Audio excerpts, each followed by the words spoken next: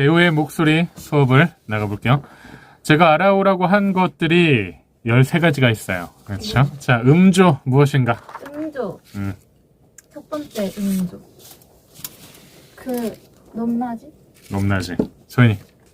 소리의 높낮이이고 그 목소리의 전체적인 분위기, 스타일을 그렇지. 뜻하는 것입니다.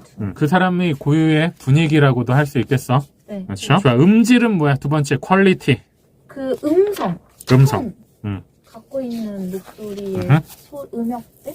퀄리티는 화자의 사상과 정서를 암시합니다. 질감. 그렇지. 목소리의 질감. 자, 목소리의 질감이 음질이라고 합니다. 예를 들면 거침, 맑음, 쇳소리 등이 있다. 그래서 뭘 나타낸다? 사상과 분위기. 근데 정서. 정서. 그 정서, 분위기도 맞는 말이야. 자, 음속, 템포. 음속. 말하는 속도. 그리고 말하는 속도. 소리의 속도라고 할 수 있겠지. 말하는 속도라기보단 소리 자체의 속도야. 사고 속도, 응? 그다음 감정 상태 응? 이런 것들에 따라서 조절이 되면서 네. 리듬감을 형성하는 것. 좋아요. 자, 연기에서 말의 속도에는 반드시 뭐가 있어야 될까? 변화가 있어야 돼. 네. 그 분위기에 맞게 배우가 템포 조절을 하는 게 필수적이라고 할 수 있겠지. 감정 상태와 강도에 따라서 그 상황의 다급함을 나타내거나 아니면 여유로움을 나타낼 때도 이 속도가 사용될 수 있겠어. 자, 음색. 음색. 갖고 있는 소리의 색깔. 좀 풀어 설명하면. 한 소리가 가지는 음.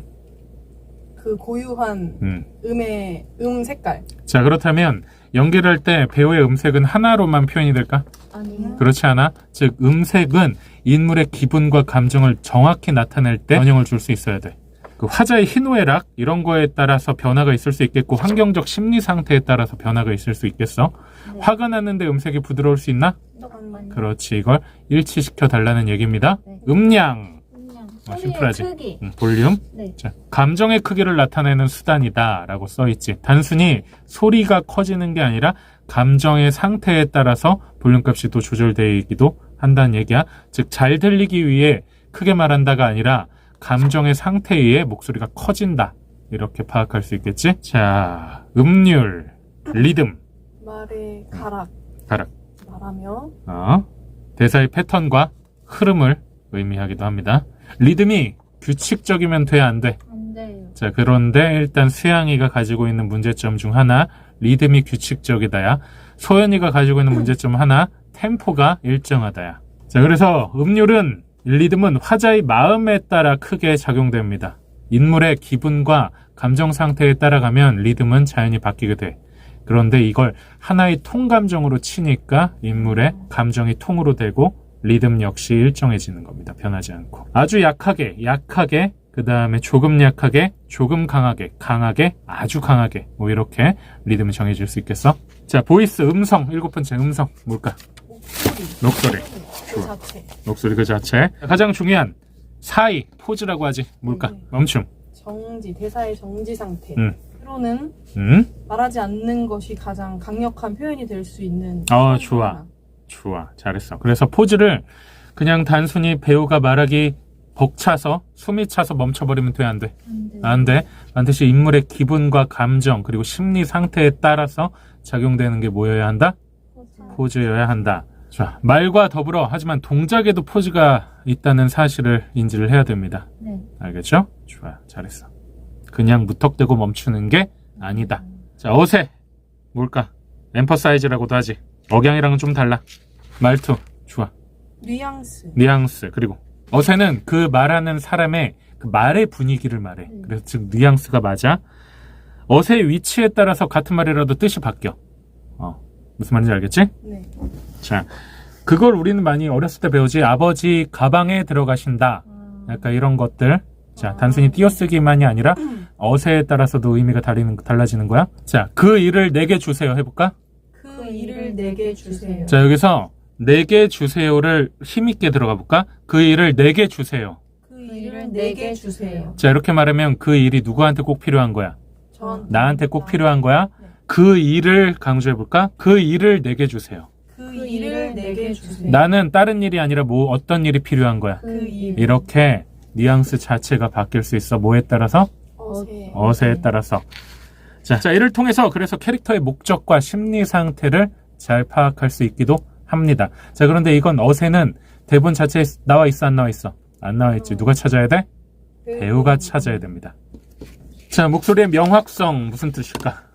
소리가 음. 발음이나 음. 이제 또렷하게 잘 들려야 돼. 노릇하게 잘 들려야 돼. 자, 그리고 명백한 어떤 그 발음이 되게 중요하겠지. 그래서 명확함은 뭐가 좌우한다? 발음. 그러면 발성도 여기에 한 몫을 하겠지. 네. 발음과 발성이 꽤 명확해야 이 말의 명확성을 확보할 수 있습니다. 자, 억양, 인토네이션이라고 하는데 뭘까? 높낮이. 자, 엠퍼사이즈랑 뭐가 다를까 그러면? 그 쪼가 있어요, 억양. 억양은 쪼가 있어. 네. 억양은 글자 단위로 들어가는 걸 말해.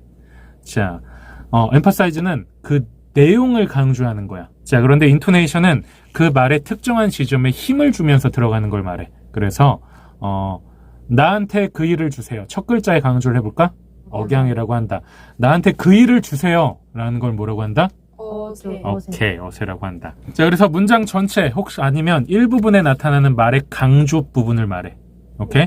즉, 사투리를 결정하는 건 그러면 어세일까? 억양일까? 억양. 억양이야. 그래서 인토네이션이 말 자체의 분위기를 말하는 게 아니라 글 읽는 것처럼 바꿀 수 있어. 그래서 이 억양을 꽤 조심해야 돼. 네. 자, 기본적으로 우리말의 억양은 첫 글자에 들어갈까? 끝에 들어갈까? 선생님이 지금 말하는 걸 보면 말의 어느 부분에 힘이 들어가 있어? 끝이야? 아니면 앞이야? 앞이 앞 글자라는 걸 알 수 있어. 끝부분에 힘을 주면 지금처럼 어떻게 들려? 올라가지? 네. 그래서 말하는 것 같아? 아니요. 아니야. 그래서 이 억양은 글 읽는 게 아니라 말하는 것처럼 만들어주는 필수입니다. 알겠죠? 자, 물론 심리적, 감정적인 흐름에 따라 달라지기도 해. 의도나 문맥에 따라서도 완전히 달라져야 돼. 그게 안 되면 괜한 표준말이 사투리처럼 들릴 수가 있어요. 자, 어조, 피치, 뭘까? 높낮이의 음흠. 그 구간? 이 성대의 진동수에 따라서 피치가 결정돼. 톤은 성대의 진동수랑 관계가 없어. 자, 예를 들면 성대 울림이 되게 최소화됐다는 게 딱 느껴지지? 네. 자, 이걸 피치를 올린다라고 그래. 톤이랑, 자, 음조랑 관련이 있어, 없어? 없어. 톤은 톤이고 피치는 피치야. 배우가 말할 때 피치가 끝까지 이렇게 오르락 내리락 하면 될까 안 될까? 네. 그러면 안정적인 말하기가 안 되겠지? 네. 피치가 올라갈 때는 언제지? 그렇다면? 생각해봐. 흥분할 때? 흥분할 때, 그렇지. 성대의 울림은 뭐를 통해서 이루어져? 호흡을 통해서 이루어져. 호흡. 자, 그런데 우리 방금 세영이가 말한 것처럼 그럴 때는 호흡이 충분히 들어 안 들어? 안 들어오지. 그래서 피치가 상대적으로 진동수가 떨어지면서 피치가 어떻게 된다? 올라간다. 피치가 높으면 말의 속도는 어때? 빨라요. 빠르지. 그래서